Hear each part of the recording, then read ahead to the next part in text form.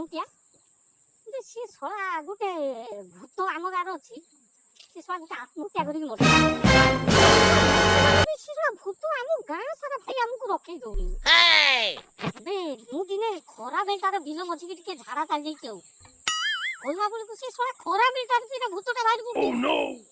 ଏମିତି ଶଳା ଖାଲି ଟେକା ପଥର ଫିଉ ପାରୁଛି ଯେ ଧରିକି ତୁ ରାତିରେ ଶଳା ପରିସ୍ରା କରତେ ଯାଉ ଯାଉ ଶଳା ପେଣ୍ଟରେ ଇଏ ରକମ ସେ ଶଳା ଭୂତ ରଖେଇ ଦଉନି। କଣ ବେକାର କଥା, ସିଏ ତ ଆତ୍ମହତ୍ୟା କରି ମରିଗଲା। ଭୂତ ଆସିବନି କୋଉଠି?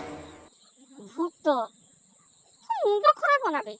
ତୁ ଚାଲ ଆମ ଗାଁର ଗୋଟେ ରାତି ତୁ ରହିପାରିବୁନି। ତ ଅବସ୍ଥା ଖରାପ କରିଦବ। ତୁ ଦେଖିବୁ ଚାଲ ତୁ କାମ କରି ତୁ ସେ ଭୂତଟାକୁ ଭାଇ ତମ ଗାଁର ନେଇପାରିବୁ।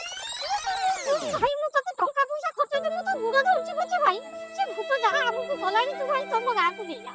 ନେମି କେମିତି?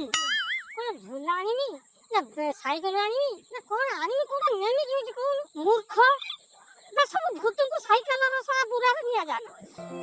ରହିବୁ ରାତି 12ଟା ପରେ ମୁଁ ତତେ ଡିବିଆ ଟିକାର ନାଇ ଦେବି। ତୁ ତ ଭୂତକୁ ନେଇଯିବୁ, ନେଇକି ତମ ଗାଁରେ ଛାଡ଼ିଦବୁ। ତାପରେ ତ ଭୂତ ଖାଲି ତମ ଗାଁରେ ଖାଲି ଘାଣ୍ଟୁଥିବ।